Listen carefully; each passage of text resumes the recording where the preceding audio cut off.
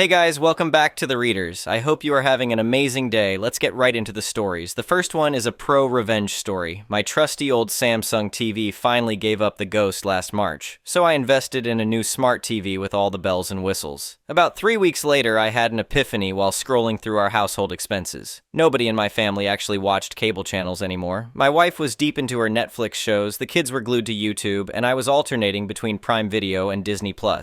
Why were we still paying for channels nobody watched? The tricky part was that my TV package was bundled with my phone plan and internet service through EverConnect. It wasn't a standard package, but a premium custom solution with its own dedicated customer service team that always introduced themselves as my personal connection specialists. Hi, this is Megan from your EverConnect relationship team. How can I enhance your viewing experience today? Was how they typically answered my calls. I'd like to cancel my TV service, I explained during my first attempt. We only use streaming services now. Oh, I understand, sir, but have you considered our new Stream Plus package? It includes all your favorite channels plus... No thanks, I just want to cancel the TV portion, I interrupted. It took 4 separate calls over 2 weeks before someone finally offered a workable solution. The most straightforward approach, explained Ryan, who seemed more helpful than the others, would be to convert your TV connection to a prepaid plan and then simply stop recharging it. That way your phone and internet services remain unaffected. That sounds perfect. Let's do that, I agreed, relieved to finally have a solution. After the conversion was processed, I received a barrage of automated text messages for several weeks urging me to recharge my account. Then finally came a message requesting the return of their set-top box. Please return your EverConnect equipment within 7 days to avoid additional charges, the message read. I responded promptly, and within a few days, a technician named Dave came by to collect the box. Not many people giving these up these days, Dave commented as he logged the return. We're just streaming everything now, I explained. Smart move. These boxes are practically dinosaurs anyway, he replied with a knowing nod. I thought that was the end of it. Good riddance, or so I thought. The following week, my phone started ringing with calls from unfamiliar numbers. Each time, it was someone from a call center asking me to recharge my TV service. Hello, this is Vortex Solutions calling on behalf of EverConnect. Our records indicate your service needs recharging, said one caller with a clearly rehearsed script. This felt different from my interactions with the dedicated relationship team. After some online research, I discovered this had become standard practice in my area. EverConnect had outsourced collection calls to third-party agencies who worked from outdated printed lists. Since my disconnection happened mid-billing cycle, and their database was printed at the beginning of the month, they didn't have the updated information. I tried reasoning with them. I've already disconnected the service and returned the box, I explained to caller after caller. I don't see that noted in our system, sir. Would you like to recharge now? We have a special offer? No, thank you. Please update your records. But the calls kept coming. After the 5th call in 2 weeks, I changed tactics. Actually, I told the next caller, a woman named Jessica, I've been having terrible problems with my set-top box. The screen keeps freezing, and I've requested technical support multiple times with no response. I'm sorry to hear that, Jessica replied, sounding genuinely concerned. Let me schedule a technician to look at your equipment. That would be great, thank you, I said, trying not to laugh. Within hours, I received a call from a field technician named Marco. I'll be at your address tomorrow between 2 and 4 p.m. to check your TV box, he informed me. When Marco arrived the next day, I greeted him with cold lemonade and explained the actual situation. There's no box to fix because I returned it weeks ago. I keep getting calls to recharge a service I don't have anymore, and nobody listens when I explain. Marco burst out laughing. You're kidding me. They sent me out for nothing? Sorry about that, I said, but I didn't know how else to get the message across. He took a sip of lemonade and grinned. No worries, man. This happens more than you'd think. Keep doing it. Maybe after they waste enough resources sending us out, someone will finally update their system. You think that will work? I asked. Trust me, Marco replied. Nothing gets management's attention faster than wasted service calls. Do it a few more times for good measure.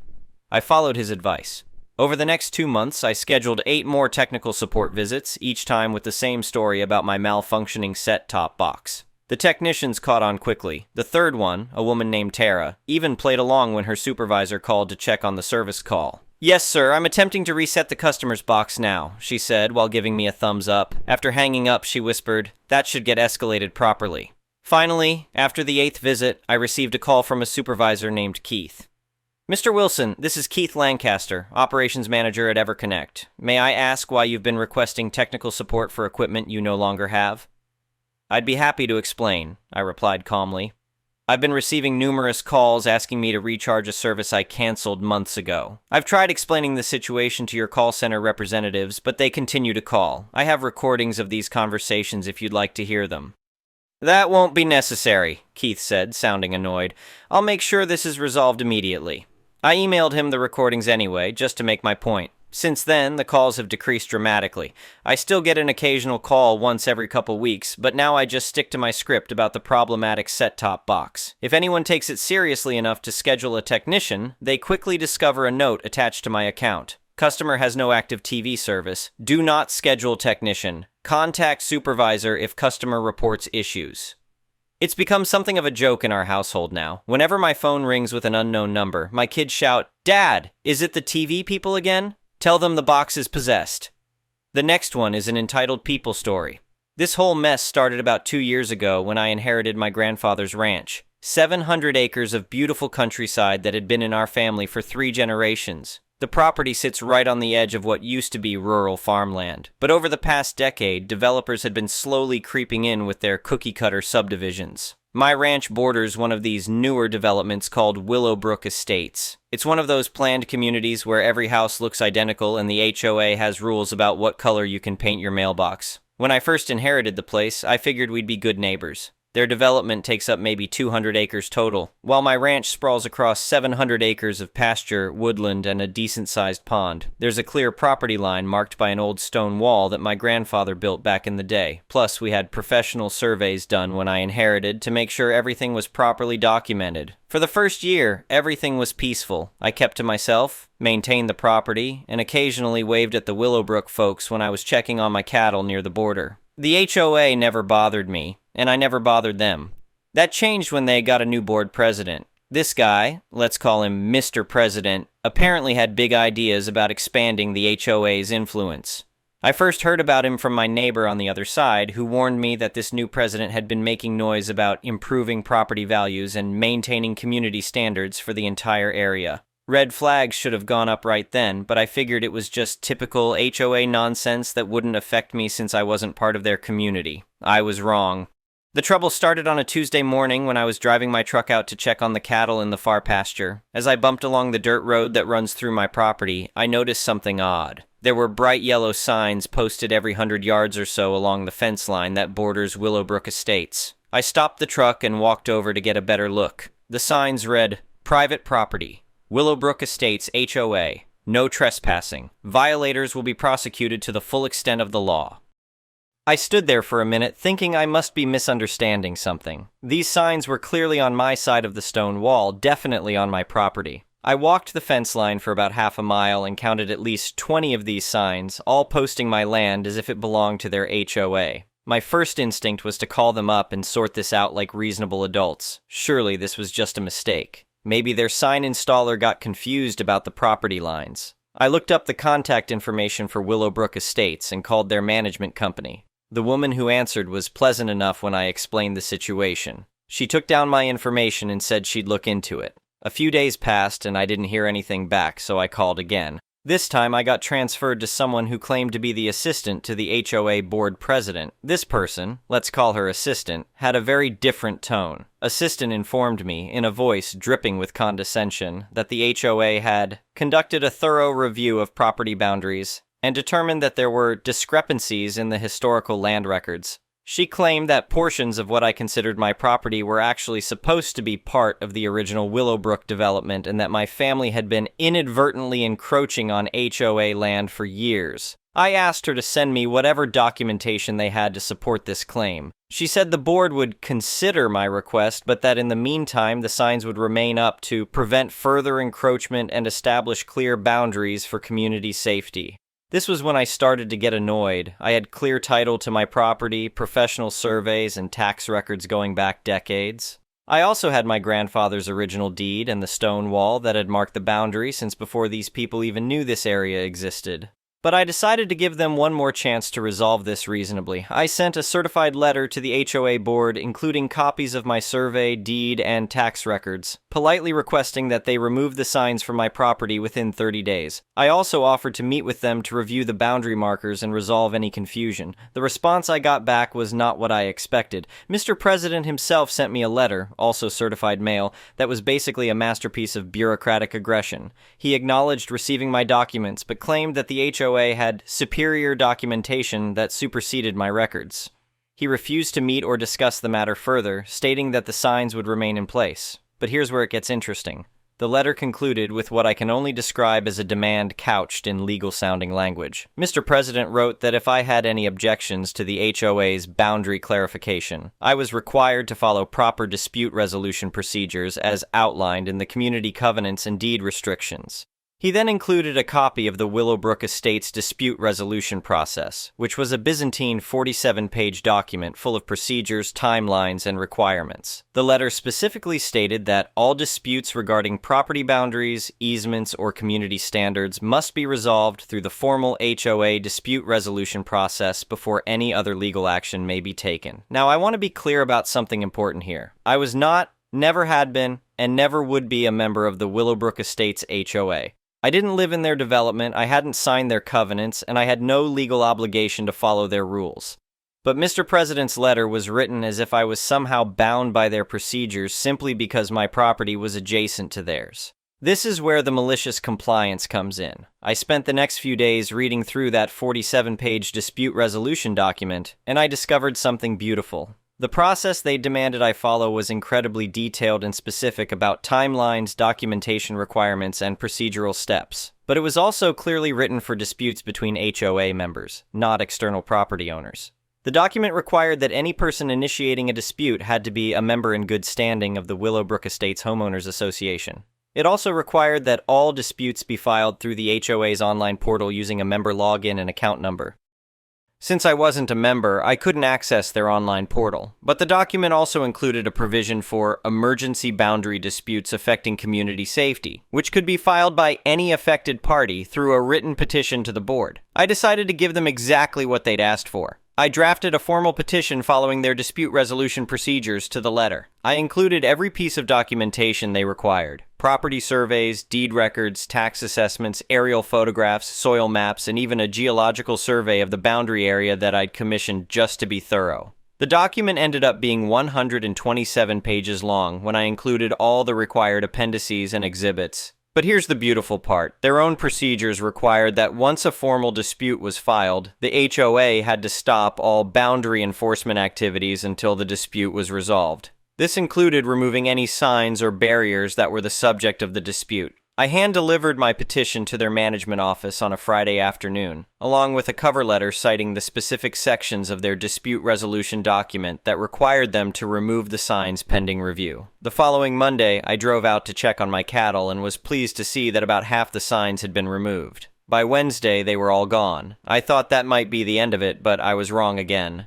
2 weeks later, I got another certified letter from Mr. President. This one was even more aggressive than the first. He claimed that my frivolous use of the dispute resolution process was causing unnecessary administrative burden and expense for the HOA. He demanded that I withdraw my petition and acknowledge the legitimate boundary claims of the Willowbrook Estates community. The letter went on to threaten legal action against me for harassment and misuse of HOA procedures. It concluded by stating that if I didn't withdraw my petition within 15 days, they would pursue all available legal remedies, including but not limited to injunctive relief, monetary damages, and attorney's fees. Now I was genuinely angry. These people had put signs on my property without permission, refused to remove them when I asked politely, demanded that I follow their internal procedures, and were now threatening to sue me for following those exact procedures. I called my attorney. My lawyer, a guy who'd handled my grandfather's estate and knew the property well, was initially confused about why an HOA thought they had any authority over my ranch. After I explained the situation and showed him all the correspondence, he started laughing.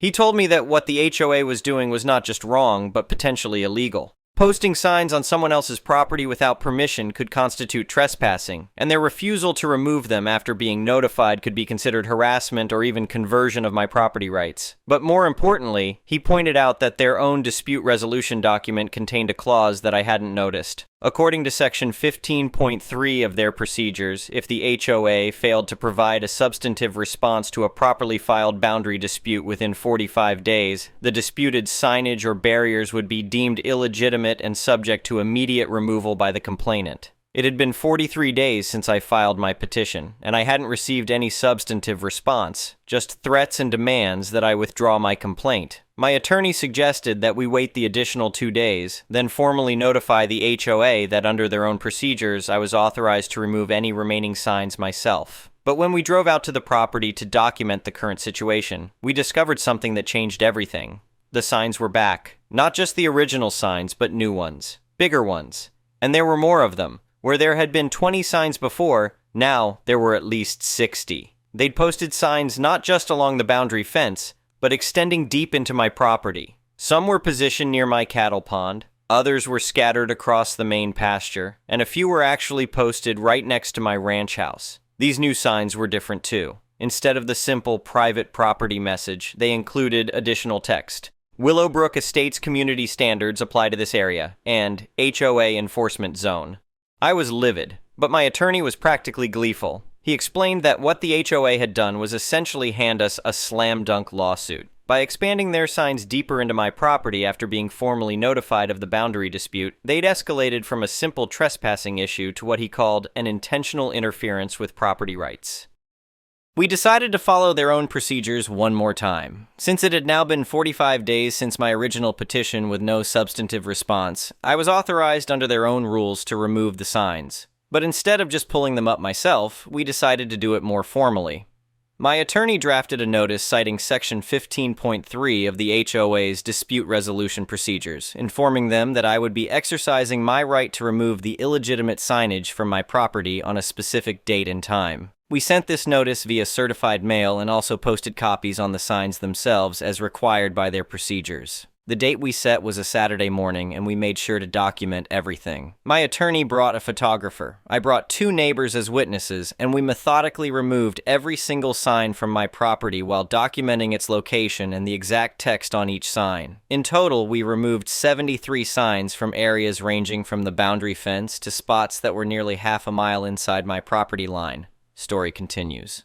The real fireworks started the following Monday. Mr. President apparently didn't appreciate our weekend sign removal project. I got a call from my attorney at 8 a.m. telling me that the HOA had filed for an emergency restraining order against me, claiming I had destroyed community property and was threatening the safety and security of Willowbrook Estates residents. The emergency hearing was scheduled for that Thursday. My attorney assured me we were on solid legal ground, but he warned me that Mr. President had hired what he called a very aggressive law firm that specialized in HOA disputes. I spent the next few days gathering every piece of documentation I could find about my property. Tax records, utility easements, the original land grant from when my great-grandfather first bought the property, even old aerial photographs from the county assessor's office showing the stone wall boundary going back to the 1940s. The hearing was held in the county courthouse, and I was surprised by how many people showed up. Apparently, word had gotten around Willowbrook Estates about the dispute, and at least a dozen residents came to support their HOA board. Mr. President arrived with 2 attorneys and a briefcase full of documents. The HOA's argument was essentially that they had legitimate concerns about boundary encroachment and that my aggressive removal of community signage represented a threat to their property rights. Their lead attorney, a woman who looked like she ate property disputes for breakfast, presented what she claimed was evidence that portions of my ranch had been improperly included in the original survey.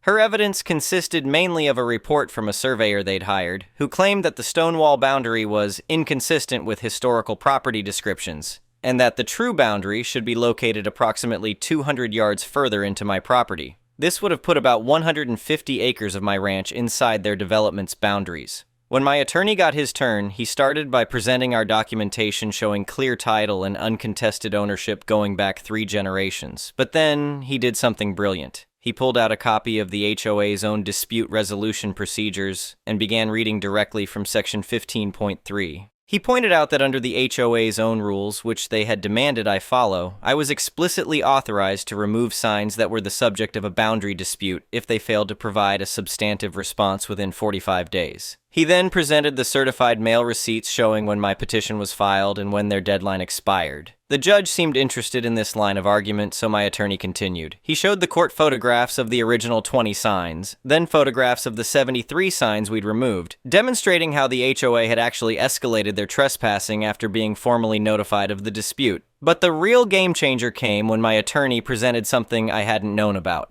While researching the property records, he'd discovered that the HOA's surveyor had made a critical error. The historical property descriptions they'd cited in their report were actually from a completely different parcel of land about 5 miles away. The legal descriptions didn't match, the section numbers were wrong, and the original survey markers were still clearly visible on my property. The judge asked the HOA's attorney to explain this discrepancy. She clearly hadn't expected this level of scrutiny and asked for time to review the documentation. The judge denied her request and asked her to respond immediately.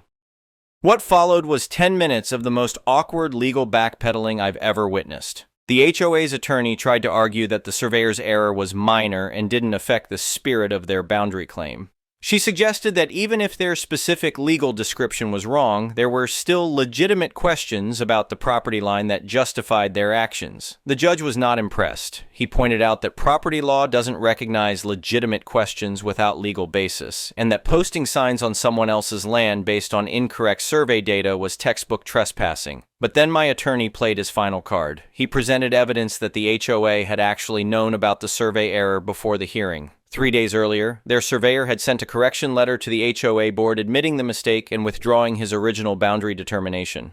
The HOA's attorneys had received this letter but hadn't disclosed it to the court. The judge's demeanor changed completely.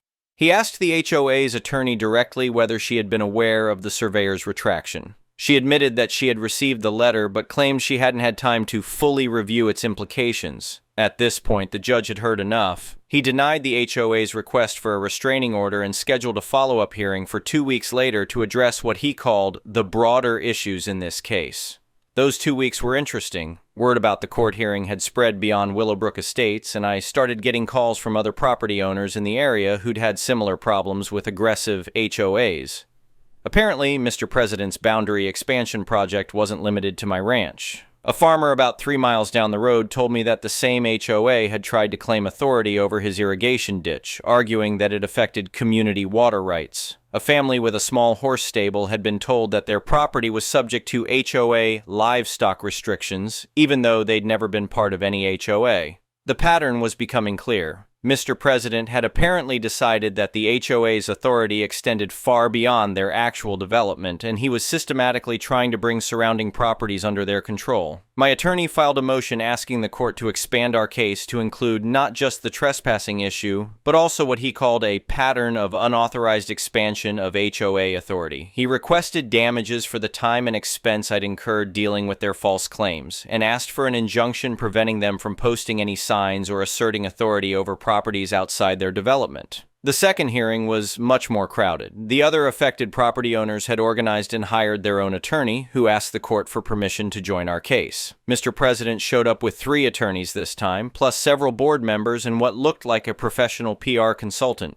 The HOA's new strategy was to portray themselves as community advocates trying to protect property values for everyone in the area. Their lead attorney argued that their actions were good faith efforts to clarify boundary issues and that any mistakes were honest errors in judgment, not malicious overreach. They also tried to argue that I had escalated the situation unnecessarily by following their dispute resolution procedures instead of just talking to them informally. The irony was apparently lost on them. The judge wasn't buying it. During the hearing, he made several pointed comments about HOAs that exceed their lawful authority and property owners who attempt to expand their control beyond their legal boundaries.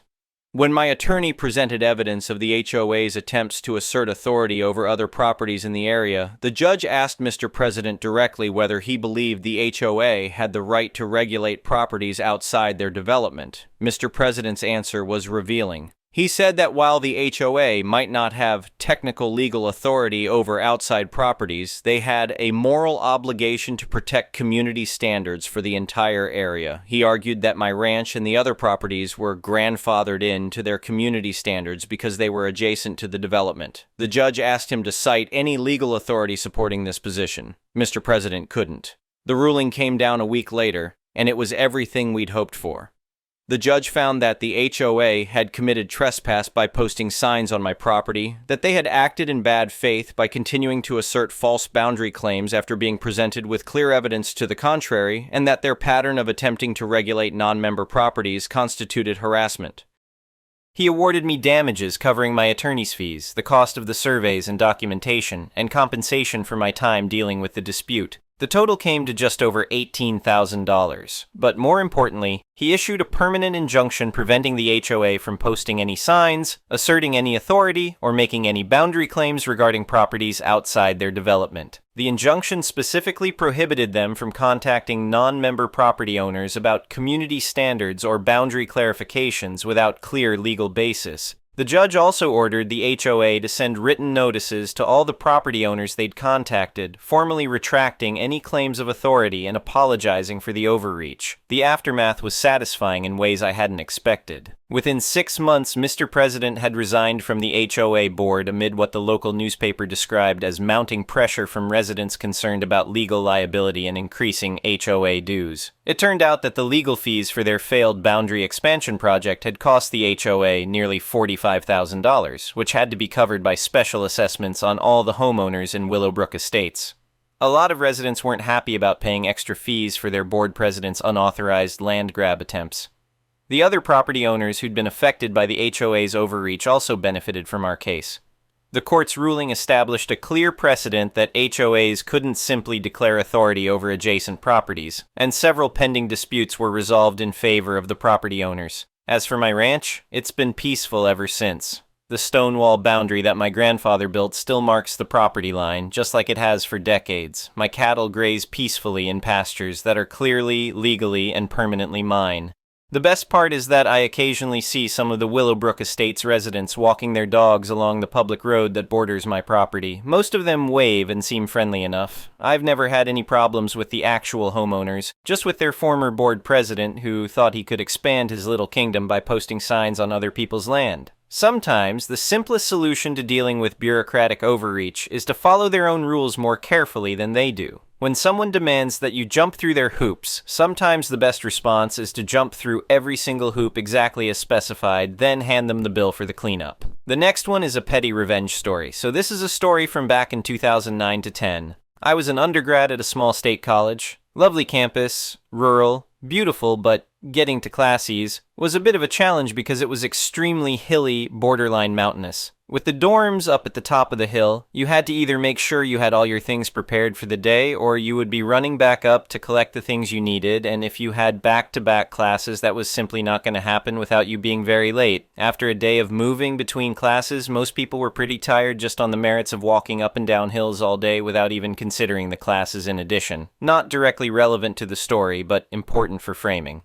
I was in the same dorm room all 4 years, and ended up having 3 different roommates. The first didn't return for the second semester of the first year. Second-year roommates never showed up at all. Third-year roommate and I got along well, but he joined the on-campus EMT team, and they had dorms for those folks elsewhere. Leaving me with a new guy and the subject of this petty revenge story, seemed like an alright guy when I first met him. He was an exchange student from the Netherlands, and I thought that was pretty cool because I had not had many opportunities to meet people from other parts of the world. It became apparent pretty quickly, however, that we were not very compatible. I was and am pretty introverted, mostly kept to myself and did my own thing. Spent plenty of time playing video games, usually wearing earphones to avoid disturbing others or being disturbed myself. He, on the other hand, clearly came to get the college experience and went out a lot to do whatever he cared to do.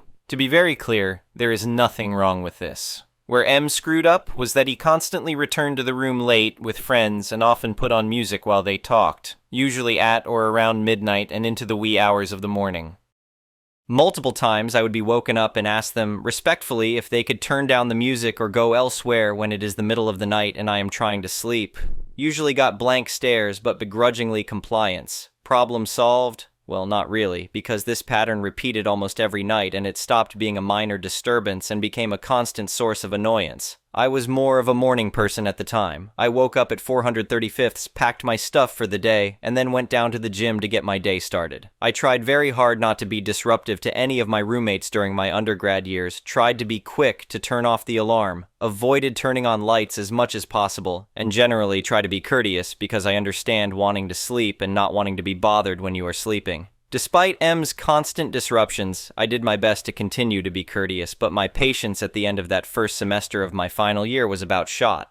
While I recovered a little over the winter break, it became clear upon M's return that he was not going to be doing any better, and in many ways got worse. More people, louder music. After the first month of the new semester, I was about to lose my cool. I was having to tell M to be quiet most nights, and I was to the point that I was not being polite about it anymore. Finally, my breaking point arrived. M had been particularly loud and disruptive the night before. I just ignored it, but come morning he was going to feel my pain. Alarm goes off. I get up, but I do not turn it off. I had a stereo that I used as speakers for my computer. Pull up my music and turn it on, loud. Loud enough that there was no way anyone in the room could ignore it, but hopefully not enough to disturb people in other rooms. No one else complained at least. And I start getting ready for my day, loudly. All the lights in the room are on. Drawers and doors being opened and closed with absolutely no regard for the other person trying to sleep as I banged through the apartment like the police looking for the stash of drugs. M turned over to ask me to keep it quiet. I stared him right in the eyes and said nothing. I basically dared him to have the gall to explain to me why what I was doing was wrong, while his behavior had been okay.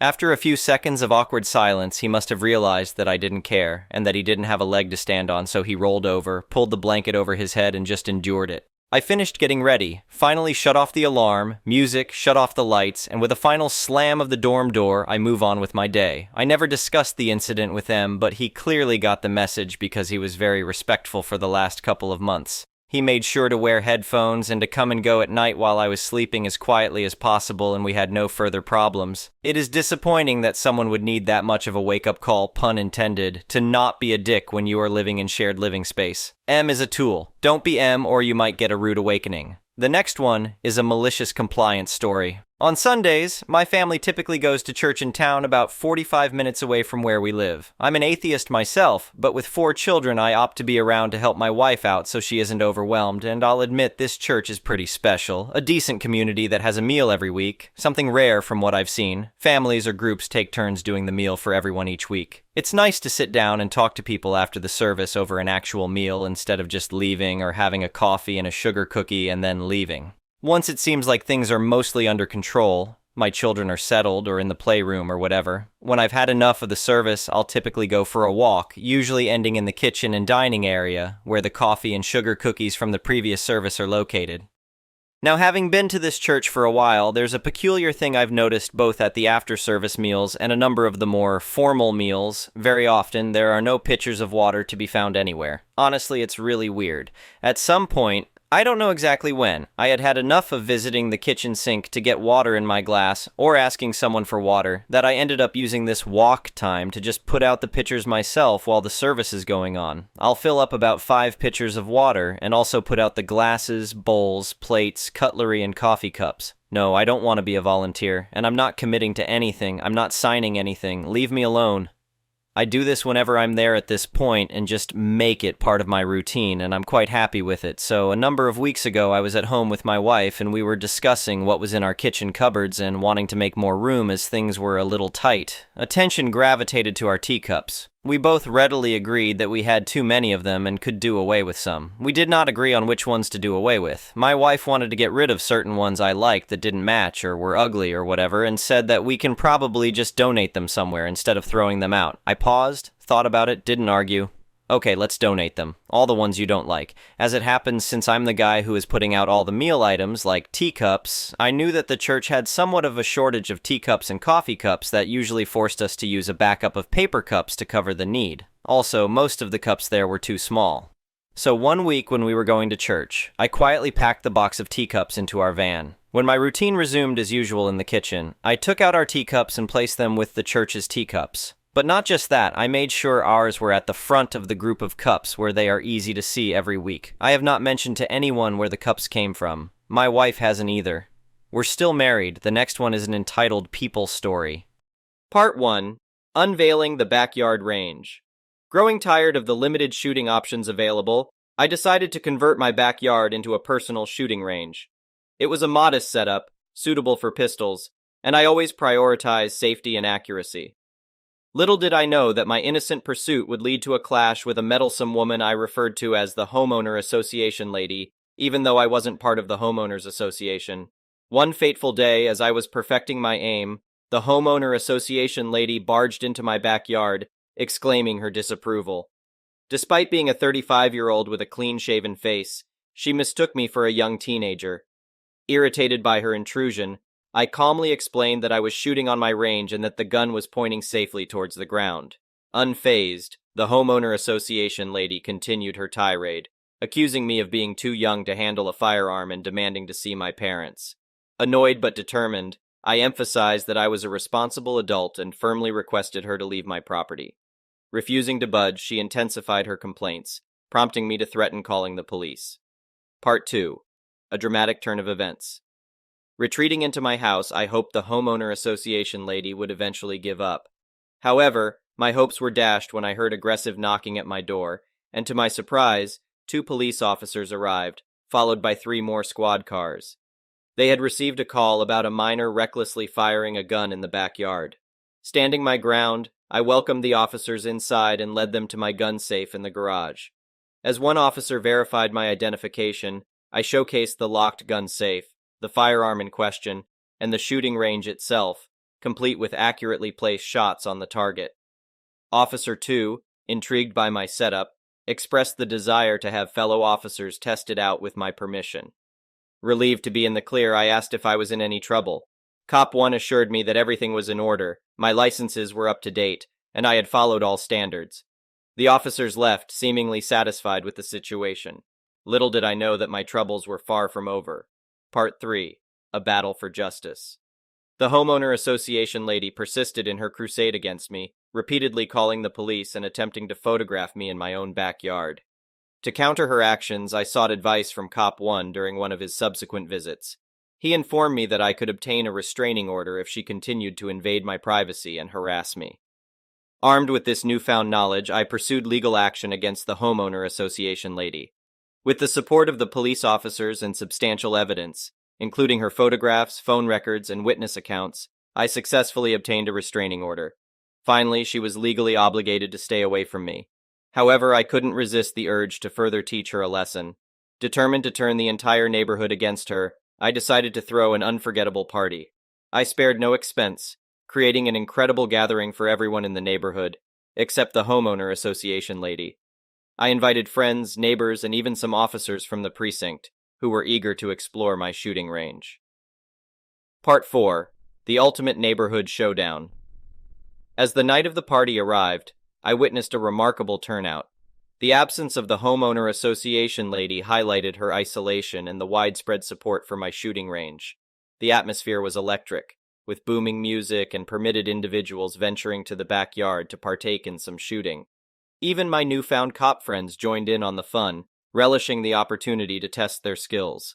To add insult to injury, whenever curious neighbors inquired about the Homeowner Association lady's absence, I candidly explained the situation, exposing her unwarranted harassment and futile attempts to disrupt my life. The neighborhood had turned against her, and I relished every moment of it.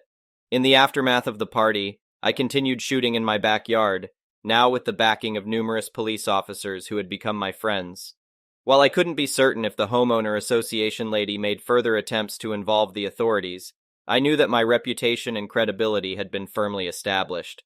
I transformed from a neighborhood loner into a respected figure, known for fostering camaraderie and providing a safe space for gun enthusiasts. As my backyard range flourished, I toyed with the idea of hosting another party, a gathering where neighbors could showcase their shooting skills. The prospect of inviting the Homeowner Association lady and proving her wrong enticed me. I chuckled at the thought of her witnessing the joy and unity she could never disrupt. Should any exciting events unfold at the next neighborhood gathering, rest assured, I will regale you all with the details. The Homeowner Association. Lady's futile efforts to silence me had inadvertently propelled me to new heights of community respect and friendship, and with every gunshot that echoed through the neighborhood, I relished the knowledge that her power to dictate my actions had crumbled, leaving her frustrated and powerless. The revenge of the backyard range had become a testament to standing up for what I believed in, and emerging triumphant against adversity. And as I aimed down the sights of my pistol, I couldn't help but feel a surge of satisfaction, knowing that my shooting range had become a symbol of resilience, unity, and defiance. The next one is a pro-revenge story. My parents live in a nice, quiet neighborhood. For the most part, everyone gets along well, and the neighborhood exists in its own little bubble. The only time you see people from outside the neighborhood bubble is on Halloween. Our backyard neighbor, a single middle-aged woman whom we'll call Sally, was kind of adopted by our family and came to all holiday parties and family get-togethers. We all love her, and that made our revenge all the more satisfying. Sally had a next-door neighbor who owned a lot between Sally's house and her own. When the neighbor expressed an interest in selling the lot, Sally offered to purchase it, and a deal was made.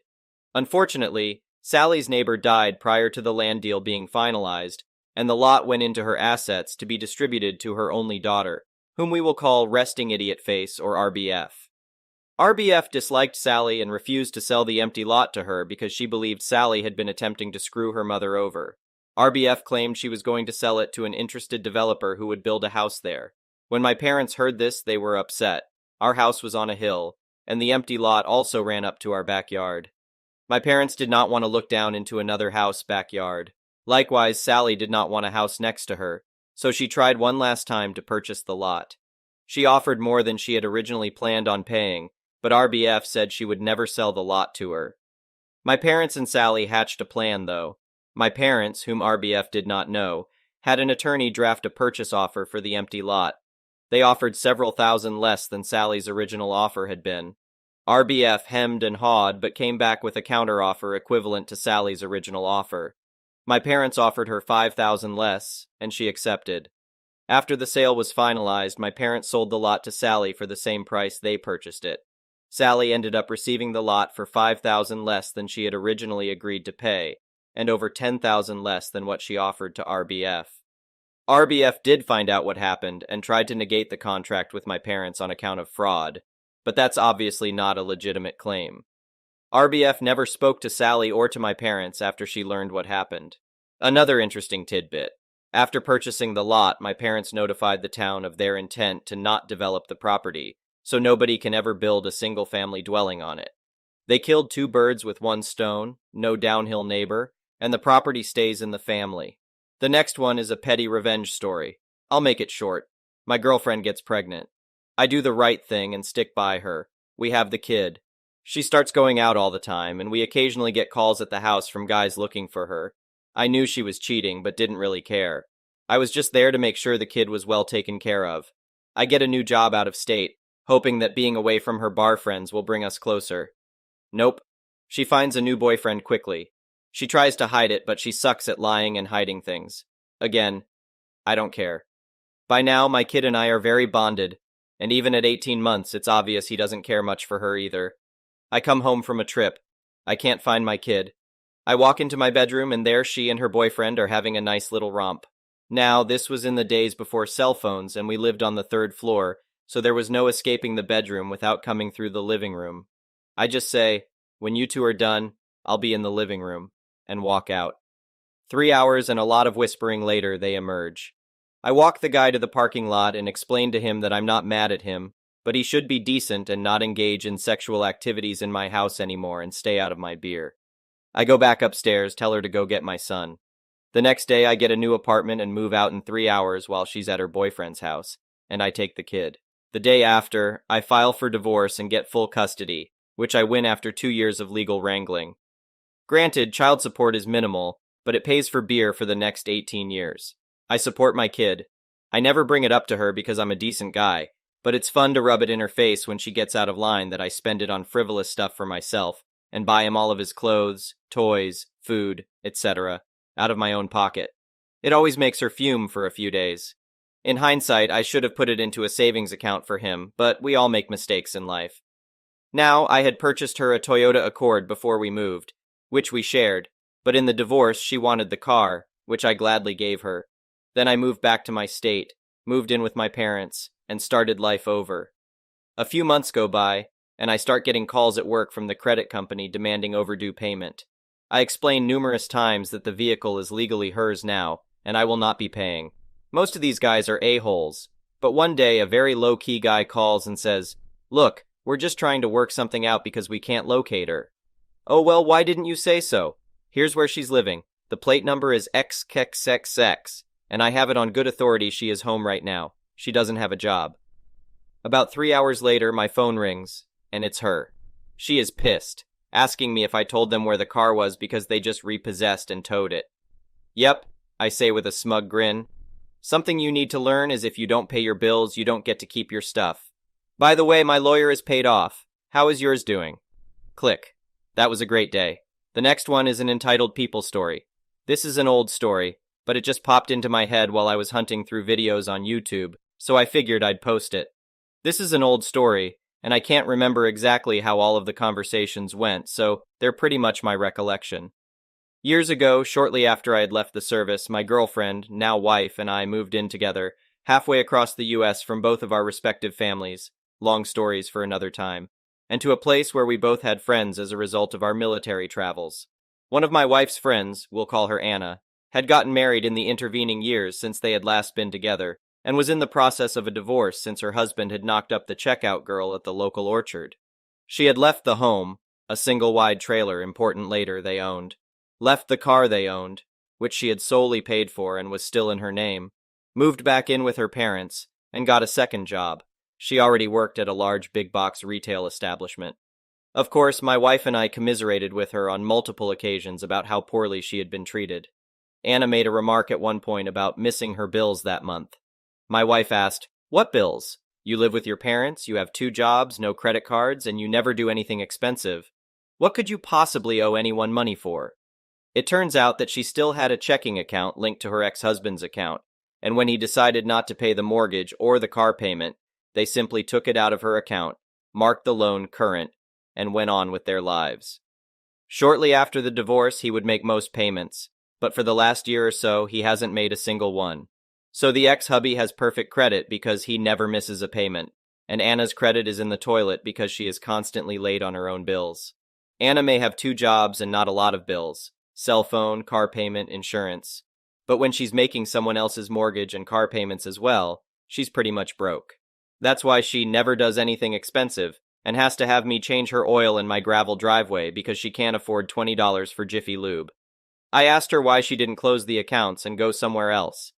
Anna's answer was, "But if they miss their payments, the bank will take their house and their car and they have a baby. I can't do that to them."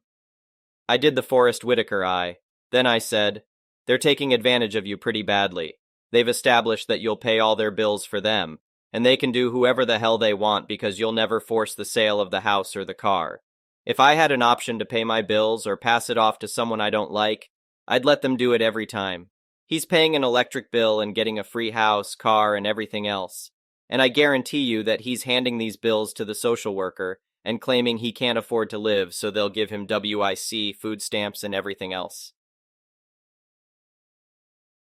You're funding the lifestyle of an a-hole who cheated on you, and a woman who knew he was married because every time she came over, she made him take your wedding pictures down so she didn't have to look at you while she did naughty things with your husband.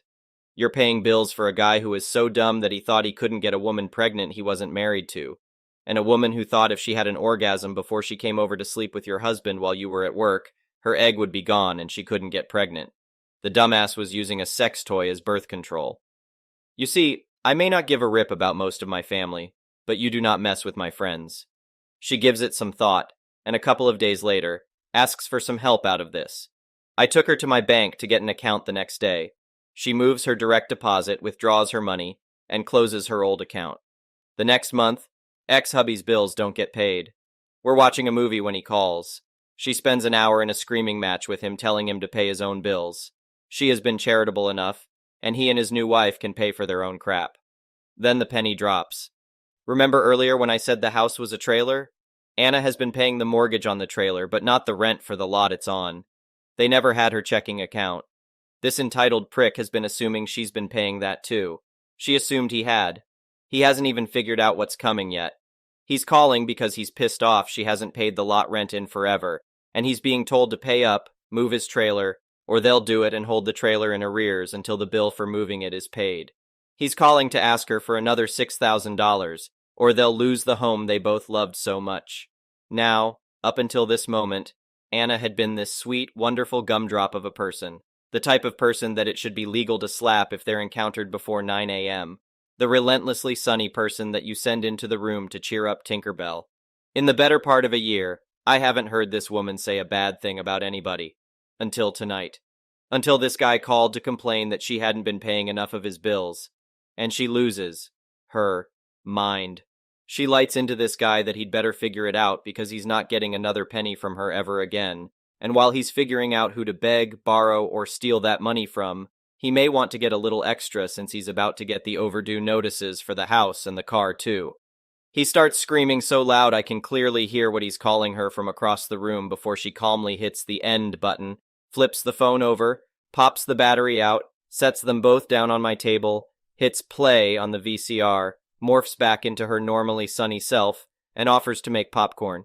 Monday morning she went to the lawyer, filed a no-contact order, filed for bankruptcy. Her credit was already a mess. There were bills her name was on, and she didn't want that splatter all over her. And called the dealer that owned her car note, told them she couldn't make the payments anymore, and offered them a voluntary repossession. She had them bring out their tow truck and met the driver with the keys and the paperwork. She signed the forms, asked the driver oh so sweetly to drop her off at her parents' house on the way back to the dealer, and waved at her ex from the passenger seat of the tow truck as he came running out of the trailer wearing only a towel. Over the course of the next month or two, he lost his job because he couldn't get to work anymore. His wife had to go back to weighing pears at the orchard. Turns out she'd left her job when Anna was paying for everything. And sell his record collection, which was what he'd been spending his money on while someone else was paying for everything.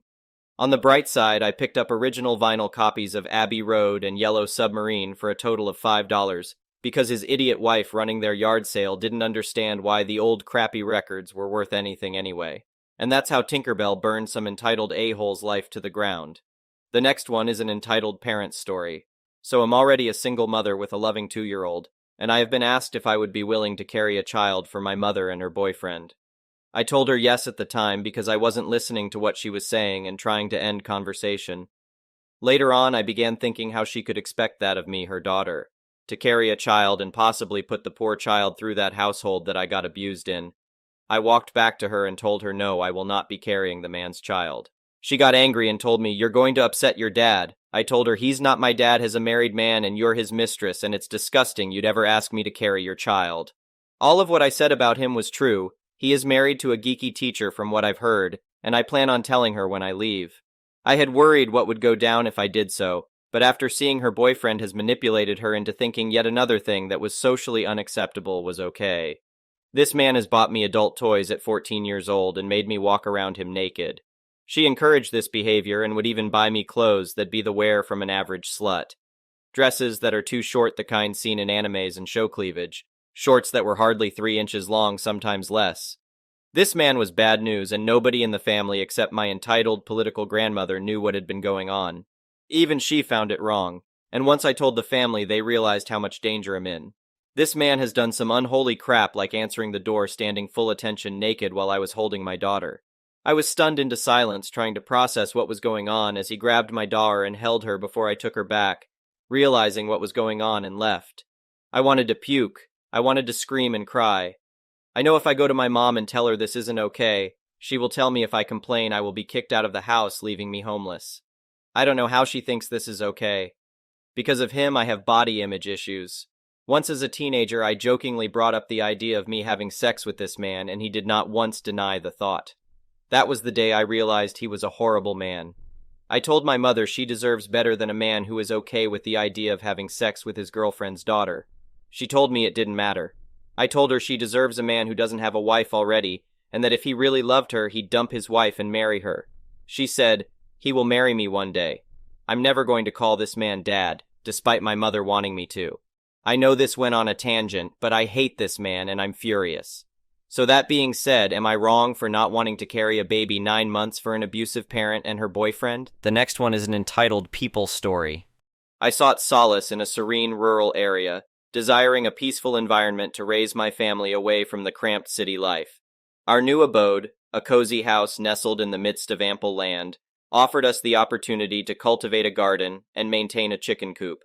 With a touch of amateur architecture, under professional guidance, I had designed my dream home. However, a significant obstacle marred the idyllic picture: the presence of our neighbors. Having dealt with bothersome neighbors in the past, I possessed a certain level of tolerance and adaptability. Yet these particular neighbors exceeded all bounds of decency and seemed to revel in creating problems. Initially, their property stood out as a disgrace, cluttered with trash. Although it was technically their land, I chose to mind my own business, reluctant to engage in unnecessary conflict. Despite their unsavory reputation, mere garbage wasn't sufficient reason for me to confront them. Soon enough, the situation worsened as the neighbors' visitors began setting up makeshift camps on the border between our properties. RVs and tents dotted my land, transforming it into an impromptu trailer park. The influx of people brought with it a cacophony of noise and a trail of mess. They lit fires, disrupting the peace at all hours, and their blinding headlights intruded into my home, shattering my sleep. The invasion of my property and the ensuing chaos crossed the line, leaving me with no choice but to take action. Yet, a nagging feeling of discomfort held me back from confronting them directly. Little did I know that my intuition was about to be vindicated. Placing a call to the police, I discovered that my neighbors had a history of run-ins with the law, having spent time in jail for various offenses. Regarding the property dispute, the authorities claimed their inability to intervene directly, advising me to involve the state. Consequently, I reached out to the state authorities, who suggested labeling it as a case of squatting. However, they warned that their current workload would delay any action for months. The prospect of waiting in limbo while potential damages escalated was unacceptable to me. It was during this period that I caught one of the trespassers attempting to steal one of my cherished chickens from the gated area. Reacting swiftly, I brandished my unloaded shotgun, causing the intruder to retreat hastily to his RV. The mere sight of the weapon proved sufficient to keep them at bay temporarily. Endlessly caught in a bureaucratic loop, I dialed different numbers, seeking assistance in dealing with the illegal trailer park, the excessive number of people, or the unhygienic conditions. Unfortunately, I resided in a convoluted jurisdiction where, technically, everything they were doing was allowed, except for the fact that they were encroaching upon my property. The trash was justified as part of their business, shielding them from accountability. Each call led me in circles, exacerbating my helplessness. That's when my bedroom window, overlooking the neighbor's backyard through a sea of RVs and tents, revealed a disturbing sight. The neighbor would emerge from his shed, distributing mysterious items to the assembled people. These objects were then carried over to the fire pit, where they were set ablaze. The truth struck me like a bolt of lightning. They were engaged in drug-related activities. It was a breakthrough I needed, but solid evidence was essential to compel the police to act. Having been an avid stargazer, I possessed a state-of-the-art telescope that had remained neglected in the garage due to the intrusive RV lights. Determined to gather irrefutable proof, I carried the telescope up to the top floor, aligning its lens to capture close-up details. Through meticulous observation, I documented their drug-related actions, aided by the telescope's capability to capture photographs. The evidence was undeniable, a thriving drug operation operating from the RVs themselves. Without delay, I forwarded the incriminating images to the police, confident that they could no longer turn a blind eye. 2 days elapsed, and the atmosphere around my neighbor's house transformed into a chaotic frenzy. A legion of police descended upon the scene, effectively sealing off any escape routes for the panicking perpetrators. Amidst the confusion, over 20 individuals, including my neighbor, found themselves in handcuffs. It was revealed that the neighbor held the notorious status of a major drug dealer, amplifying the severity of the charges against him. While the fate of the other culprits remained unknown to me, my neighbor's trial proved to be a captivating saga. In a desperate bid for freedom, my neighbor employed a feeble defense during the court proceedings, arguing that his arrest for cooking meth on his property was unwarranted. Little did he realize that his claim rested upon a foundation of falsehoods, as the property he operated on belonged to me. Nevertheless, I was the sole individual concerned with this detail. Predictably, his flimsy excuse crumbled under scrutiny, leading to a guilty verdict and a subsequent jail sentence. With the neighbor incapacitated, the state took charge of his property, rendering it their responsibility to restore and maintain its integrity. A crew arrived, swiftly cleaning up the remnants of the meth lab, erasing all traces of its illicit activities. The yard regained its appearance of normalcy, and I finally discovered true contentment in my property and surroundings. Restful nights were restored, free from the fear of a group of drug-addled individuals encroaching upon my haven. Although I suspected their intentions extended to my cherished chickens, their departure brought an end to this chapter. The next one is a pro-revenge story. In August, my cousin and her baby daddy begged my parents to move into our old house. My parents had already written off the house, giving it back to the bank because they couldn't afford to pay the mortgage on that one, and the one we're currently living in. As a result, we are several months behind on the mortgage and utilities. However, they figured if my cousin could at least pay the utilities and half the rent, which would be about $400 a month for them, then we could make it work. Her baby daddy had a job lined up, so it seemed all good. 3 weeks in, and after many phone calls, they haven't even switched the utilities into their name. We haven't seen a dime, and the baby daddy quit his job after one day and refused to find another one. They've also received 3 paychecks from previous jobs, totaling about $800, and refused to pay my folks. My parents tell them it's not working, and they have 2 weeks to get out. After a week, the power company informs us that the utilities are going to be shut off. We tell them to go ahead and shut them off since we can't pay, and my cousin and her baby daddy won't pay either. So the power company shuts them off, and my cousin calls them, screaming obscenities at them while still refusing to pay or put them in her name. A week later, they finally move out. My parents go to check on the place and call me 20 minutes later. They discover that the place has been absolutely trashed, dog poop and dirty diapers everywhere.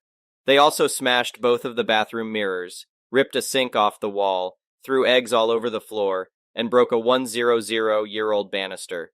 Obviously, the cops were called. I drive 20 minutes right after being woken from a deep sleep. I work 2 jobs, so sleep is a precious commodity. I arrive there and survey the damage myself. I meet up with the police officer, who incidentally is a classmate of mine, which was a pleasant surprise. It might motivate him a little more since I've helped him several times in the past, and we get along really well. We do some cleanup with the help of our old neighbors and call it a day. Later, I check Facebook and find a nasty multi-paragraph note directed towards my immediate family. It includes snippets about how she wishes we would die a slow, painful death, how we have filthy housekeeping habits, how we're socially unacceptable, how karma will get us, how the whole family hates us, and even calls me a dyke. She can't spell very well. She also says our dead grandma would be so ashamed. Usually I stay out of Facebook drama, but she attacked me, my parents, and my disabled sister. So I respond with an even longer diatribe, presenting the facts and highlighting all her shortcomings. Essentially, I tell her to grow the duck up. Naturally, she blocks me, but I screenshot everything and post it on my Facebook, where most of our extended family sees it, along with the pictures I posted of the damage. Several of my friends, family members, and even her aunt from her father's side private message me to defend us. They also post on her wall and message her, calling her out on her bullcrap, which I did not ask them to do. My phone doesn't stop buzzing for 2 days with non-stop support. The social media reputation she spent years building crumbles in hours. She loses many friends and has to set everything to private because people won't stop harassing her. Obviously, the social media revenge is small potatoes compared to the felony charges she and her baby daddy are facing. This means they'll lose their kids and their pets, which will also be a blessing since they mistreat the kids and beat their dog. But it made me feel better. I even got to reconnect with some old friends I haven't talked to in a while, including one who is a mutual friend of my cousin and me. Now, we have a cross-country trip planned because of that. The next one is a petty revenge story. This just happened. In fact, I am still a little pumped with adrenaline. Off such a little act, what a rush. So I live on a street connected to an elementary school. Other residents, including myself, have issues on weekdays around 3:30 p.m. when parents park all along our street to pick up their kids from the school at the end of it. There is no problem with that, as I expect it. We have a guy named Terry on our street. Terry left all the neighbors a business card saying that if any people block their driveway, they should call him immediately, and he would tow them right away. He is basically on standby from 2 p.m. to 4 p.m. in our neighborhood. I never had a chance to use this card yet. The only issue for me is that I finish work at 2 p.m., go get groceries, and usually end up home around 3:30 p.m. A few times now, I have come home to park in my driveway and found a vehicle completely blocking me. Instead of parking on the curb, they would park at the end of my driveway, making it impossible for me to park. So I have to ask the owners to move. Today specifically, there was an old Dodge minivan blocking my driveway. When I got out of my car to knock on the tinted window, I realized no one was inside. I thought maybe they were napping in the back while they waited. Well, nope. No one was in the vehicle. I couldn't get into my driveway. This is specifically annoying because the curb behind and in front of him were both vacant. Maybe they weren't vacant when he parked there. So I got the card out of my glove compartment and called Terry. I gave him my house number, and in less than 5 minutes, he had that bad boy towed out of there. So what happened next? I decided to start cleaning my car on my driveway until the owner came by. My first plan was to tell the owner that they had blocked the driveway and I had it towed. But as I was outside cleaning my car, it's 22 degrees outside in November, don't ask how Canadian weather works. I saw him coming back with his son. He looked incredibly confused as I was cleaning my car. I noticed him and didn't say anything as he was on his phone, so he actually came to me really upset. He said, "Hey pal, have you seen my van? Are you that much of a ducking a-hole to call a tow truck when I was gone for 3 minutes?" So my plan changed. I said, "Wait, what van?" And I decided to play dumb. Well, about an hour later, he rang my doorbell and asked for details. I told him to duck off and came here to write this. Terry is back in his driveway with his tow truck though, and I plan on giving him a 6-pack of beer for helping me. The next one is an entitled People Story. My friends and I go out every week to have lunch or evening snacks at new fast food chains or restaurants. We come in our own vehicles, split bills, pay for what you eat, and sometimes go for a movie or shopping, etc. We have been doing this for the past 1.5 years. We are 6 friends. Mostly when I go out to eat, I show my sister the menu and bring her what she wants as takeout. This time, my friends invited their friend to join us at MacD since one of our friends was sick and couldn't come with us. We basically just order a burger, a side, and a drink, and then swap it with someone. It's fun. I swapped with the new guy. So we were having fun. The new guy was interesting. He played esports and did all those normal things friends do. Now, since we didn't have any other plans like a movie or something, I went to the counter and ordered a combo for takeout and paid. If we go to a movie or something, I don't get her something often then. We were chatting since one friend was left to finish. I noticed that the new guy was not really responding to me, but I let it go, and we continued chatting. Now everyone was about to leave, so I went and took the takeout order and put it in my bag. When we went out, he looked at me with a disgusted look and in a loud tone said, "You didn't have to embarrass me. If what I took wasn't enough, you could have waited for everyone to leave and then ordered more for yourself." We were all taken aback as we didn't know why he was acting like that. He raised his tone and said that there wasn't even a need to order more food when everyone was still there. I realized what he was talking about and tried to tell him that the order was for my sister, since I always get her food whenever I'm out, and since we were all sitting there, I thought to order before leaving so I wouldn't have to stay long after. He said to stop lying, and this is where I lost myself. He snatched my bag, took out the combo, and threw it at me. The whole packet, not just the food. Everyone was shocked. I was furious, so I took my bag and food and went home. The next day my friend called me and told me that he was embarrassed, not because he did all that, but because I ordered more food and was rude to him. I asked him if he had any problem with me ordering for my sister, and he said no. So I said, "Okay, I will still order for her and not stop taking food for her just because you decided to bring a random person with us." He said that I didn't need to order next time when I'm with him. I was furious and said, "Maybe I shouldn't even be with you guys because I am an embarrassment to your new friend," and hung up the phone. I asked my other friends, and they said that they both were in the wrong, so we all decided that neither this friend nor the new guy would be going with us from now on. But still, was I wrong to order food for someone with my money when everyone was there? The next one is an entitled Parent Story. I'm at a city park with my kids. We've been to this park a bunch. There is this one spot where there is a rocky hill, all tree-covered. Nice and shady on a hot day. There is a playground and a pavilion at the top of the hill. We get up there, and I immediately notice loud noises, and I'm having to step over cables and extension cords. Someone rented the pavilion and set up not 1 but 3 bounce houses around it. Freaking great. So I have to give the disappointing news to my kids that even though they are surrounded by bounce houses, they cannot play in them since this is a private party, but they are free to go hit the playground. Everyone is cool. I sit on a bench as my kids go to town on the fake pirate ship when I hear, "Hey!" That's when ED, doing his best to imitate the situation from Jersey Shore, walks up to me and informs me that the playground is closed for a private party. I look at him and inform him that the public park does not close for private parties, and it sounds like he rented the pavilion nearby, which is fine, but doesn't give him exclusive use of the neighboring playground. He storms off and returns with a rental agreement and shoves it in my face, telling me to get my freaking kids and leave. Right, so the rental agreement is very clearly for the pavilion, all for the grand sum of $35 for 4 hours. How could any sensible adult think that $35 granted you exclusive use of a public playground? Moreover, why is it so important for you to have exclusive use of a public playground? I again point out to him that he rented the pavilion, not the park, and my kids won't go on his bounce houses and we won't go into his pavilion. But the playground is fair game for everyone. He begins hurling threats, and I'm weighing just taking my kids and leaving to avoid this jerk. Then I decide I need to take a stand on principle, so I tell him to freak off and proceed to use my phone to find the phone number for the park office. Our county staffs our parks.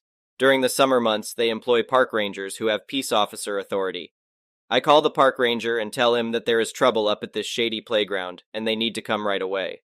Sure enough, as I'm getting off of the phone, Dolph returns with 2 of his meathead friends to tell me that they are ejecting me from the park.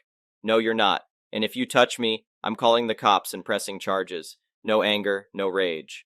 With this promise of action, however, one of them kind of widens his eyes and steps back, saying to his friend, "Just leave them alone, man." This guy, for some reason, does not want the police coming, and it is very obvious. The ringleader won't back down, however, and tries his best to get in my face, scream, and yell. He grabs my arm, I remove his hand. All of this just as I see the ranger pull up, yell for everyone to step back from one another and come over. This smug jerk shoves the rental contract into the chest of the ranger, telling him that I'm trespassing, and he rented this space for the day for his kid's party. Now, normally I don't like posturing by law enforcement, but here it was pretty amusing. Ranger, touch me again and I'm arresting you. Reads contract. This is for renting the pavilion. You have use of the pavilion, but the playground is open for public use. Hands it back.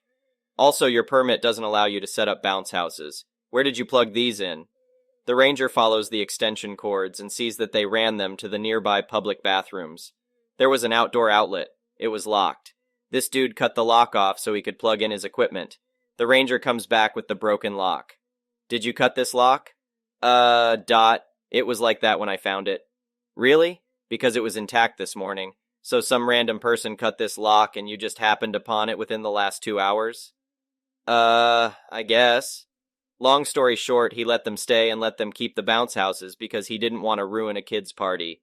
He wrote the guy a citation for the broken lock and the unauthorized power use and banned him from the park for the remainder of the season, after the party. Amazingly, this entire event was lost on my children who barely noticed anything was going on, likely because of the compressor noise. The next one is an entitled parent story. Backstory. I'm a single dad. I have a beautiful girl who's turning 5 in August. The past year I've been fighting with my ex who tried to keep my kid away from me. Lawyers aren't cheap, and being single doesn't exactly help with my finances. A couple of months ago I won the lawsuit, and I finally got to have my kid at my home again. For the past few weeks she has been saying she wants a bicycle, but still recovering from the lawsuit bills, I wasn't able to afford it. Last week I got my summer bonus, which finally gave me the financial boost I needed. So yesterday I was finally able to buy my little girl the bike she wanted so badly. I enjoyed my time with her, riding our bikes, but then it was time for dinner, which I still had to make. So we headed back home and parked the bikes in the backyard. We went inside and I started making dinner. After about 10 minutes, I spotted movement in the corner of my eye through the kitchen window, which is on the side of the house. I saw this kid, probably 6 or 7 years old, just casually strolling by with the brand new bike I had just gotten today. My heart dropped, and I ran to the front door, hoping I would catch him before he rode away. Luckily, I did. I yanked the bike out of his hands and freaked out, telling him that it was mine and he had no right to just walk into other people's backyards and take things. I was pissed. I forced him to get off my property and set the bike inside my front hallway, thinking it was over. Boy, was I wrong. After comforting my little girl, who had never seen me this mad, poor thing, I returned to the kitchen to continue making dinner. 15 minutes later, the doorbell rang. It was the kid and his mother. "EM. You give my boy this bike back. He found it. It's his." Me. He found it in my backyard. I got it for my kid today. You should try teaching your damn kid some manners. He shouldn't trespass on other people's property to take their things. EM. Don't tell me how to raise my kid. Give me the bike back or I'm calling the police. Me. Laughs. Call the damn police. And I slam the door in her face. By this point, my 4-year-old is crying her eyes out, and I comfort her again as she thinks she's losing her brand new bike. Once her sobbing finally subsided, I tried to continue making dinner, yet again. With the preparations done, I was about to put everything on the stove when the doorbell rang. I flipped out, stormed to the door, and violently opened it, getting ready to explode in the woman's face. Guess what? She actually called the cops. I instantly calmed down when I saw it was the police and invited one of the 2 officers inside while the other stayed with the woman. I explained the situation and showed him the box the bike came in, along with the receipt that had my name on it. He shrugged and apologized for the inconvenience, assuring me I wouldn't be bothered again.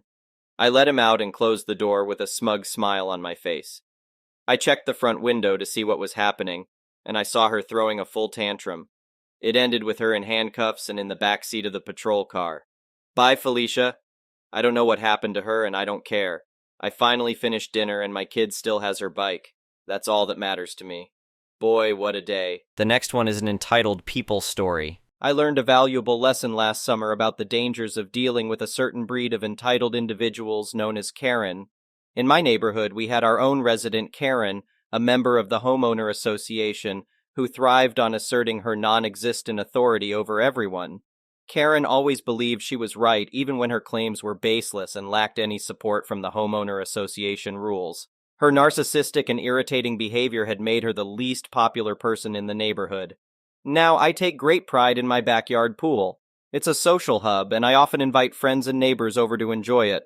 However, it's crucial to note that I am the gatekeeper of my oasis, and no one sets foot in it without my permission. Everything was going smoothly until one eventful week when my wife and I went on vacation, only to return to a shocking surprise. Karen had sued me. To avoid confusion, let me rewind a bit and explain what unfolded in my absence. Karen concocted a brilliant plan. She wanted to throw a pool party, despite not having a pool of her own. To fulfill her grand vision, she invited the entire neighborhood to my pool party. Meanwhile, everyone seemed under the impression that I had authorized the gathering. Unfortunately, I remained blissfully unaware of this unauthorized party, while some unbelievable incidents took place in my absence. Not only was Karen heavily intoxicated from a mix of alcohol and drugs, but she also positioned herself perilously close to the edge of my pool. In an unfortunate turn of events, she stumbled and fell into the water, severely scraping her leg against the pool's edge. Chaos ensued, and an ambulance was summoned to handle the situation. Karen, furious about her self-inflicted injuries, began chastising everyone for the unsafe conditions in my yard. She vowed to have my death trap pool removed. By the time my wife and I returned from vacation, the entire neighborhood had filled us in on the dramatic turn of events. Our neighbors were genuinely apologetic for trespassing on my property, but since they genuinely believed I had approved the pool party, I harbored no ill will toward them. The only person deserving of my frustration and blame was Karen. One might expect that after sobering up, she would recognize her own foolishness. However, Karen's insatiable need to be right compelled her to sue me, convinced that I should be held liable for her own recklessness. While it is true that, in our region, property owners bear responsibility for accidents on their premises, the flaw in Karen's logic was glaringly evident. Karen, perhaps seeking attention or hoping to bully me into submission, made a spectacle of the lawsuit. Little did she know that I was determined not to let her torment me any longer. In fact, I countersued her, intending to turn the tables in this outrageous case. I must clarify that while Karen's injury was legitimate, I would have genuinely apologized and covered her medical expenses had it occurred during one of my authorized parties.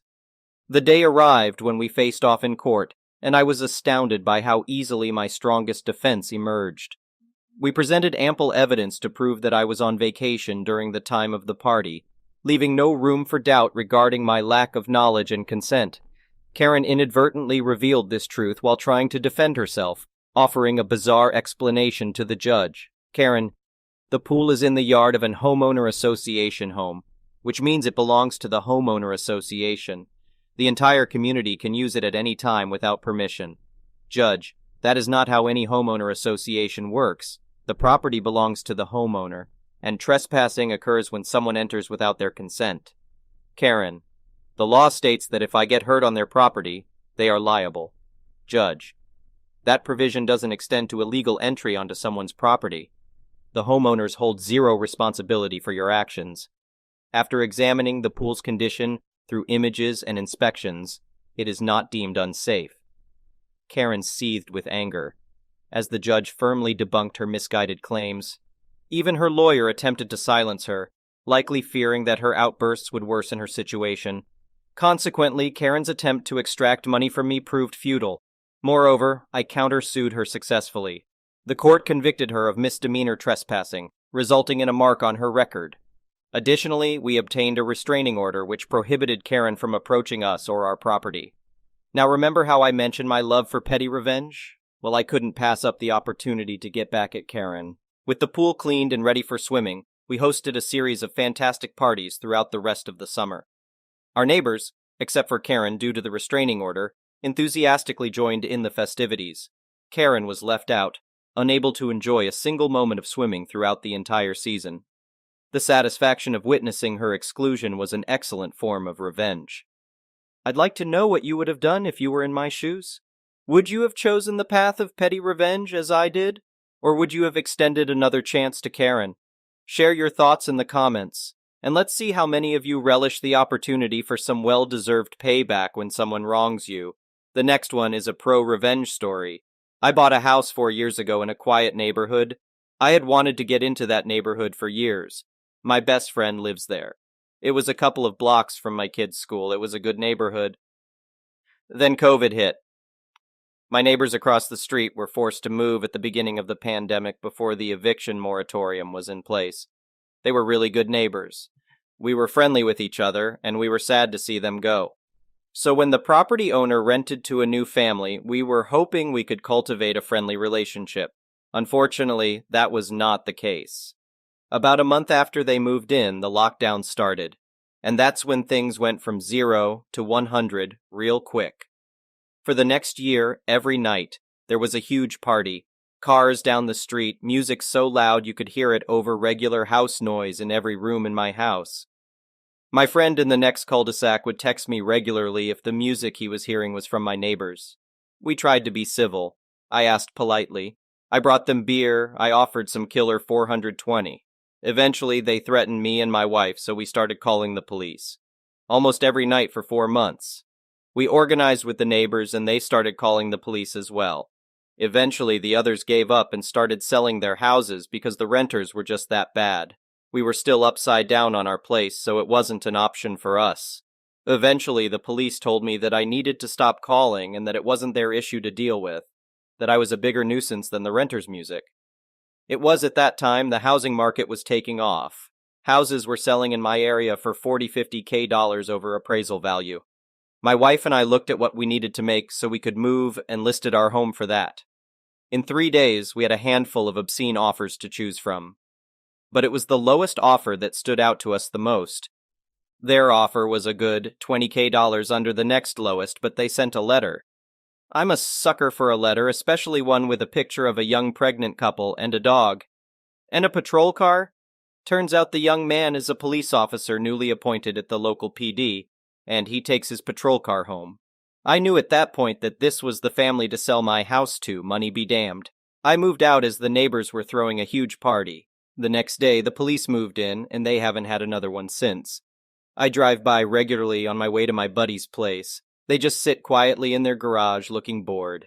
I make sure I honk and wave every time.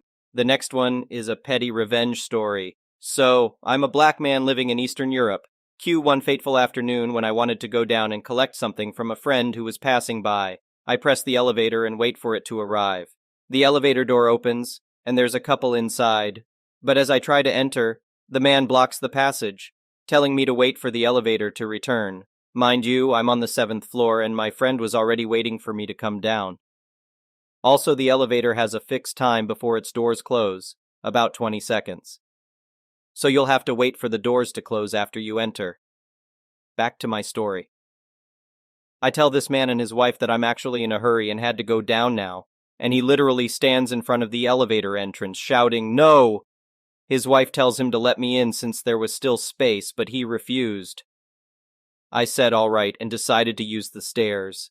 Cue my petty revenge. I ran down the stairs, didn't mind the cardio really, and pressed all the elevator buttons on all the lower floors. Got to my friend and collected my package, then ran back upstairs. On my way back up, I could hear the man cussing out inside the elevator and his wife's laughter. They hadn't even reached the ground floor yet. I felt so proud of myself. Ha ha! The next one is an entitled people story. This is a long story, and it started quite a few years ago, so I am an instructor at a small college. I teach artsy vocational classes and only have an MFA, and my school really favors more academic PhDs. This was all told to me when I was hired, but the dean at the time was incredibly kind about this and gave me a secret boost in pay to make up for the lack of favor. She told me that even though I would never be promoted, my area of expertise was valued, and as long as I stayed in my lane, I was very welcome. So before I ever got tenure, I worked for a few years and developed a slate of very popular classes that filled every semester. I was very happy and grateful to have the job. Titles mean nothing to me, and I was just happy to be successful at a job I loved that helped people. I also learned very quickly never to step on the toes of more senior faculty. I stayed in my lane. Then a woman was hired in another subgroup of my department. I never met her, nor was I involved in her hiring. She had nothing to do with me, but she does have a PhD. Then, before I ever met her, I saw on her social media that she announced that she would soon be teaching all my classes, and she was delighted to be doing that. I was shocked because I went through a rigorous hiring process, and I am exceptionally qualified to teach in my area. She has no publications in my area, and her degrees are only vaguely related to my area. I figured my chair would put her in her place, but I was wrong. Instead, I was called into the chair's office and told, "EW is very interested in what you do and wants to help you." I stared my chair down. EW has a degree in X and she was hired to do Y. That doesn't have anything to do with me. The chair sighed. Her degree is multidisciplinary and she is more than qualified. This shocked me because it was way out of protocol. There was a pecking order, one that I had followed. I also realized very quickly that if I gave in, I would have no job. I would be shunted off to teach stuff I wasn't qualified to teach. This gave me the courage to resist. And resist I did. Multiple meetings with my chair followed in which I was painted as difficult and unsupportive. Honestly, if the woman had had one shred of business teaching in my area, I probably would have succumbed to the pressure, but she was not qualified either by degree, experience, or publications. That made me mad. Meanwhile, an older colleague, who had been terrible to me and made me cry a few times, pulled me aside one day. Apparently, she had grown to respect that I wasn't letting the chair bully me. She told me to never verbalize permission for EW to take over any of my classes. Apparently, the rules of the school were and are that I was the one who decided who could sub for me or take over for me. I held firm. I was bullied over and over again. One time my chair very nearly physically threatened me and said, "Why can't you just say it?" The chair had no idea I had been tipped off why I needed to say it. I was told by another colleague that EW was bored with her area and didn't like what she got a degree in, and she only did that area because it's easier to get hired. I said her life choices weren't my problem and stood firm. My chair threatened not to support my tenure, but I actually had a bulletproof application. The chair couldn't do anything. Shunned by many colleagues, some of whom I thought were friends, I was called angry and unreasonable on a good day, an idiot at worst. One day, the sweet dear lady who had been responsible for hiring EW actually cried, apologizing and saying she was sickened by what was happening to me. EW had been their last choice and the only person they could get. This sweet, lovely woman wailed that EW was obnoxious and terrible. She also said that many people in the department supported me but were scared of the chair. She said I should just keep resisting. At least twice I was at school events, and when I told the person, both times high-up administrators, what I did/taught, they said, "Oh, I thought EW did that." I had to correct them. So I got tenure and stood firm. Meanwhile, a former student who was now teaching at a community college nearby told me EW was teaching there. He provided me with her bio from their website. Her listed credentials were my credentials. Luckily, that didn't last long. She didn't have the expertise, so I guess the gig just fizzled. One thing I never did was meet with EW. I was asked to so we could hash things out, and I said repeatedly that there was nothing to hash. I was happy in my job, and my job wasn't her job. I was always polite and professional if I had to deal with her, but I always avoided any potential traps. They wanted my verbal permission. I wouldn't give it. Finally, the chair stepped down. The next chair initially sided with the majority because he didn't know me very well, but then he got to know me and was fair. Eventually, EW stopped trying to do my job. She pushed her way into another area, and now she steers clear of mine. It really did take about 10 years to wear her down. So there was no real dramatic ending. I just held firm, and eventually EW gave up. The reason I am sharing is recently another colleague told me that he always thought EW and Chair were having an affair, and this is why everything happened. Maybe I am naive, but the thought never crossed my mind. Plus, EW is actually not attractive at all, so I couldn't picture it. Anyway, over the years, whenever EW has done anything terrible or stupid, my colleagues will always share it with me. Still, I actually have little ill will left for her. I won most of the battles and the war, and that's good enough. I still love my job and my students, and I'm glad I fought for it. They say academia is the Game of Thrones without the beheadings. Fair, I think. The next one is an entitled parent story. My fiancée, Jane, found out she was pregnant in June 2021, and we announced it to our immediate families in August. At first, SM, stepmother I assume, was completely uninterested in our baby. Not that I expected much from the woman whose reaction to our pregnancy announcement was to ask Jane if she was sure it was mine. Even my dad berated her for that one. But she barely seemed to acknowledge the fact that we were expecting. Instead, she was more interested in my stepbrother, who was also engaged and would give her beautiful grandbabies soon. No complaints. We didn't want her involved, and we didn't even have to say anything. Planning our baby shower was complicated. Both Jane and I would have to work until the holidays, and I wanted to be involved.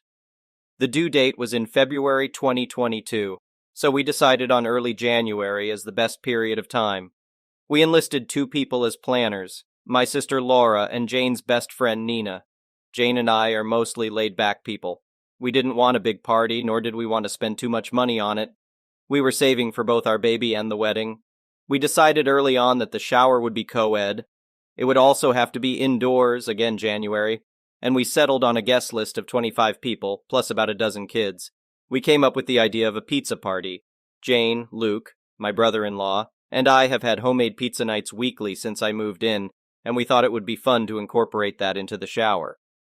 Nina found an event venue with a pizza oven, and Laura figured out ways to incorporate classic baby shower elements into the theme. The resulting plans were awesome. Make your own pizzas, non-alcoholic drinks, and plain bodysuits for the kids to customize. Nina and Laura mixed pizza decor with baby decor and found pizza-shaped sweets.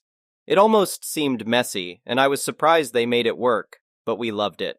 Most of the planning was finished by the middle of November. Well, later that month, my stepbrother's fiancée left him for her ex. They'd been together for 4 years at that point, and it was both sudden and traumatizing for him. He was devastated. SM then realized the grandkids she dreamed of would take longer to come than she'd thought. So naturally, without her son's milestones to obsess over, she moved on to mine. Suddenly, SM went from an aloof relative to an excited grandma-to-be. Facebook posts, tacky promoted to Nana shirts, the whole 9 yards. At first, we were too busy finishing things up at work and getting ready for the holidays to worry about that. But it didn't take long for her to start pestering us about planning the baby shower, as well as a gender reveal. We denied the possibility of a gender reveal party. No offense to those who like them, but we don't. Plus, we had decided to wait until birth to find out the sex. SM tried to get us to find out and tell her as a Christmas present, but we didn't. We also denied her the baby shower. She told my father, and he told Laura to let SM help out with the plans. Since she was still living with SM at the time, she didn't have much of a choice. She called Nina, and they met SM for coffee. Although I wasn't there for that meeting, Laura told me what happened later. Before they could even mention their plans, SM started talking about hers.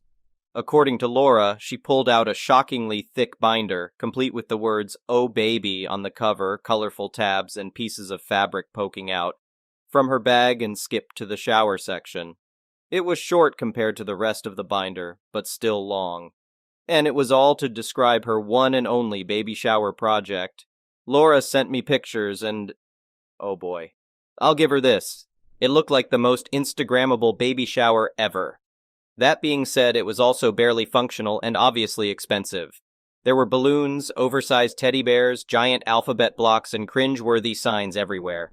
SM was going for pretty over-cozy, with uncomfortable chairs and some fancy food ideas that didn't look edible. Most of them had soft cheeses, which Jane couldn't eat. The color palette was just 3 different shades of pink with gold accents. We'd be fine with a pink baby shower if it at least tried to mix things up a little, but SM's pictures looked like Barbie had puked all over Hello Kitty's birthday party. When Nina tried to remind her that we didn't know the sex, SM said she just knew that it was a girl. Spoiler alert, it wasn't. SM also wanted an all-female, child-free party with fancy caterers and alcohol. She had written down a guest suggestion list containing some of her closest friends, neither mine nor Jane's moms were on it, and planned party games no one had any interest in trying out. Basically, the only thing everyone could agree on was to hold the party indoors. Laura and Nina weren't given an opportunity to show her their plans until she was done. Once they could, they explained that while they could find a way to incorporate some of SM's ideas, they had already settled on the pizza theme. She tried to protest, but Laura stated that it was kind of them to even offer that, as the shower was a month away and we'd already approved their plans. SM even called me to try to get them to change their minds, but I just repeated their words. My dad had found out he couldn't come to the shower, so he didn't get a say in anything anymore. The holidays came around, and the subject was dropped. SM seemed to be okay with the pizza party. Nina managed to pair some of the pink decor she wanted with matching blue items, and even added one of the huge teddy bears. Fast forward to a week before the shower. Jane was almost 8 months pregnant. Everything had been bought, all guests had RSVP'd, and pretty much everything was ready to go. The shower was set to start at 7 p.m. SM offered to get to the venue earlier to prepare everything. Laura agreed, mostly because she knew SM would complain if she didn't get to do anything, and the venue even let them drop off their decorations before the party. Jane and I promised to get there at 6. 2 days before the shower, however, the venue called Nina. They told her that SM had stopped by to drop off large, heavy boxes of what she called a little surprise for us. She'd informed them that she planned on showing up at 3:30 p.m. to start setting it up. They were calling to reinforce that the venue was only booked until 4 p.m. since SM almost threw a tantrum when told that. All of the decor was still at Nina's place, so she called Laura to check if they'd left anything with SM. Thankfully, my sister is both smart and used to this kind of situation, so she drove to the venue the next day and asked to see SM's boxes. She told me she wasn't even surprised by their contents when she opened them, but was still shocked at SM's audacity. All of the boxes were filled with pink, frilly decorations. Some of them seemed to be the exact same items SM had initially shown Laura and Nina. The signs, the balloons, the placemats, everything. Laura realized that's why SM intended to get to the venue earlier, to set up the baby shower she'd planned, and pretty much force us all to party in Barbie hell with her. She called Nina to figure out what to do. Neither of them could come at 4 p.m., so it was almost inevitable for SM to get her way. The most obvious solution they came up with was to throw everything away, but Laura had a better idea. That night, they called me and Jane. "Hey, want to destroy a party in 2 hours?" Laura got home and invited SM to go to a salon with her, lying about having coupons. SM agreed, and they planned on going right after SM was done preparing the baby shower. At 4 p.m. the next day, SM got to the venue. She was done setting things up by 5, I'll admit the woman is fast, and quickly left to meet Laura at the salon. Once they were together, Laura texted Nina that the coast was clear. At that, Jane, Nina, and I went to the venue. Sure enough, SM had prepared her party. To make this shorter, I won't describe it, but I will say it was so pink it almost made Jane nauseous. For the next 2 hours, Laura distracted SM at the salon while the 3 of us quickly took down every piece of decor SM had put up and replaced it with the pizza party stuff. We set up the activities, made up the tables, and put every pink item we found back in SM's boxes. It was actually really fun. We were done only minutes before the shower started. A handful of guests arrived before SM did, so I barely saw her all night. Laura told me that when they got there, SM's jaw dropped as she tried to make sense of what had happened to all her pink decor. My sister just smiled, whispered "nice try" in her ear, and went to help Luke customize a bodysuit. Overall, the baby shower was everything we'd hoped for. Our friends were there, people had fun, and we had a ton of pizza. So I didn't really care that SM spent the whole party sulking in the corner. Nina did catch her trying to put little pink bows on top of the cupcakes, but she quickly shut that down. I give Laura and Nina full credit for saving the day. SM's interest in our baby quickly died after that. She stopped wearing her Nana shirts, didn't come to see us at the hospital when he was born, and refused to even acknowledge that he was a boy until she met him weeks later. Up until we went no contact, she was a very loose definition of the word grandmother. I couldn't be more grateful that my son will never know her. Thank you for watching. I would really appreciate it if you could like the video and subscribe to our channel if you haven't already. We'll see you again tomorrow.